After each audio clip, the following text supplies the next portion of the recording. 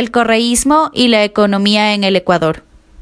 Rafael Correa nació en Ciudad Costera de Guayaquil el 6 de abril de 1963, miembro de una familia de clase media trabajadora y cristiana. Él y sus dos hermanos quedaron huérfanos de padre a temprana edad, por lo que su madre Norma Delgado debió afrontar la educación de los hijos por sí sola y con los escasos ingresos de su empleo. Sus primeros estudios los realizó en el Colegio San José La Salle de Guayaquil, donde en ocasiones jugaba con sus compañeros a recrear el mundo de las altas esferas del gobierno, en el que él representaba el papel de presidente de la República. En 1987 se graduó como economista en la Universidad Católica de Santiago de Guayaquil, donde presentó la tesis titulada Evaluación de los programas de apoyo del sector informal en Guayaquil. En 1991 obtuvo un máster en Artes en Economía en la Universidad Católica del Líbano, Bélgica. En 1999 otro máster de Ciencias en Economía en la Universidad de Illinois, Estados Unidos, y en 2001 finalizó el doctorado en Economía en ese mismo centro académico estadounidense. Durante el periodo que recibió su formación académica, Rafael Correa se dedicó paralelamente a la docencia. En 1983 comenzó trabajando como asistente de cátedra y en 1993 fue nombrado profesor principal del Departamento de Economía de la Universidad San Francisco de Quito. Durante su etapa de formación, combinó la actividad estudiantil y docente con la militancia universitaria. En reiteradas ocasiones, trabajó también como profesor invitado en otras universidades, entre ellas la Facultad Latinoamericana de Ciencias Sociales y la Universidad Andina.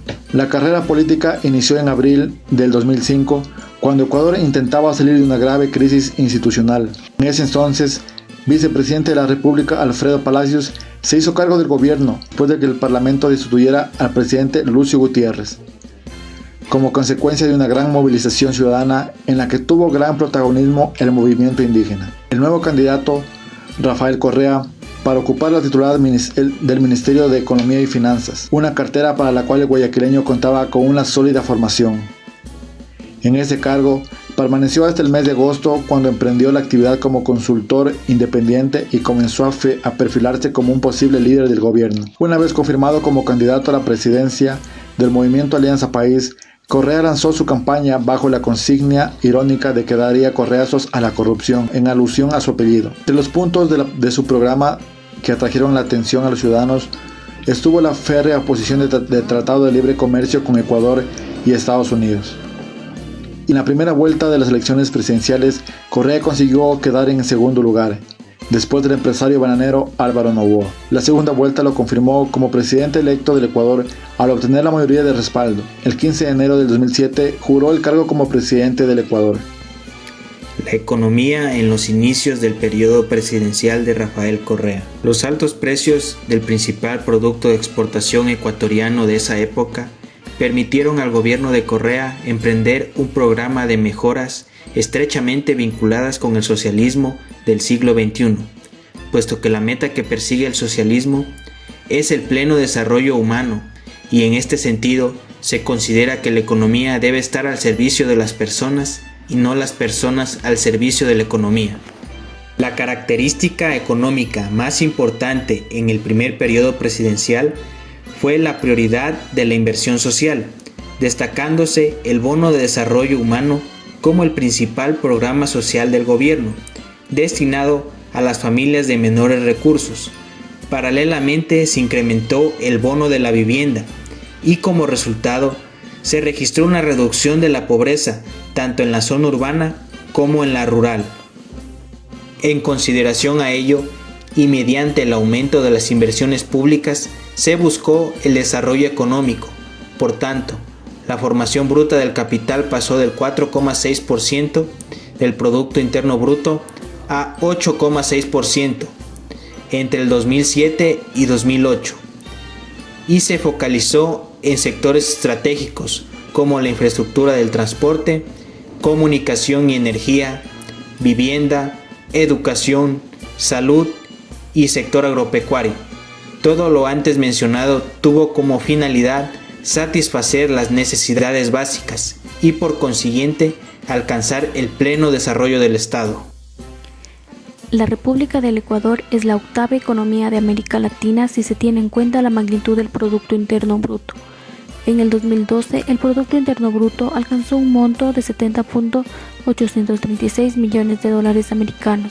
Su composición está representada por tres sectores fundamentales: el primario, con una participación del 21.4%, el secundario alcanza una cifra de 25.3% y el más importante por su tamaño, el sector de servicios, con una cifra de 58.3%. De acuerdo con Semplades, con la Revolución Ciudadana, Ecuador fue uno de los 3 países que más redujo la pobreza hasta el 2013, pues esta cayó de 37.6 a 25.6%, y por primera vez en la historia la extrema pobreza se ubica en menos de 2 dígitos al descender de 16.9 a 8.6%. Además, Ecuador lideró la reducción de la desigualdad en América Latina, al bajar en 8 puntos la concentración del ingreso medio por el coeficiente de Gini, el que precisamente mide la desigualdad. Esta reducción es 4 veces superior al promedio de América Latina. Por otro lado, según el Índice de Desarrollo Humano de las Naciones Unidas, Ecuador es uno de los 3 países que más escaló posiciones en la clasificación mundial de desarrollo humano, de entre 186 naciones, pasando del grupo de desarrollo humano medio a desarrollo humano alto. Según el INEC, Ecuador alcanzó un crecimiento promedio de 4.3% entre 2007 y 2013, con una tasa de desempleo que se ubica en 4.15%. La aplicación de la economía política con soberanía y minuciosidad técnica permitió la recompra de la deuda externa de Ecuador a valor de mercado, es decir, a 1/3 de su valor nominal.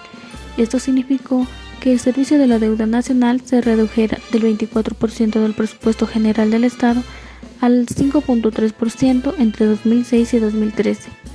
Por otro lado, el gobierno de Rafael Correa renegoció los contratos petroleros, con lo cual se regularon las ganancias del Estado, el pueblo ecuatoriano y las empresas hidrocarburíferas. La recaudación de impuestos ha sido emblemática en el gobierno revolucionario, pues Ecuador triplicó su recaudación de impuestos luchando contra la evasión y fomentando la cultura tributaria. Es así que las políticas económicas propuestas por el gobierno de Rafael Correa hicieron eco a escala internacional. Llamándole el milagro ecuatoriano, más allá de ser un eslogan, llegó a ser una esperanza y una propuesta que buscaba ser atendida. Esa larga y triste noche de injusticia para los ciudadanos ha terminado. Un amanecer de dignidad, soberanía y desarrollo ha llegado. La patria ya es de todos, la constituyente también. La situación que vive Ecuador es consecuencia de la crisis económica propiciada por las políticas populistas de Rafael Correa, que en mayo de 2017 abandonó el poder dejando a su sucesor Lenín Moreno el indeseado papel de aplicar los recortes necesarios para enderezar de nuevo la economía del país.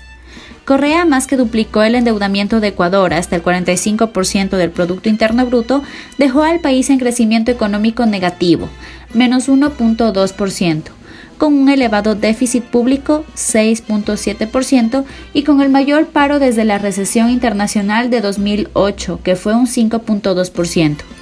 Sorprendió que Correa no repitiera su candidatura a la presidencia ecuatoriana en las elecciones de febrero de 2017, aunque llevaba ya 10 años en el poder. Finalmente había forzado cambiar la ley para permitir una reelección indefinida, lo que de todos modos le estaba suponiendo un peligro coste político. Correa rebajó inicialmente la deuda pública del país hasta el 16.8% del Producto Interno Bruto en 2011, pero desde entonces la deuda no paró de crecer, multiplicándose por 2.5 hasta alcanzar el 45.4% del Producto Interno Bruto en el año en que Correa dejó la presidencia. La cifra ha ido aumentando. El paro llegó a un mínimo del 3.8% en 2014. Pero subió al 4.8% en 2015 y al 5.2% en 2016.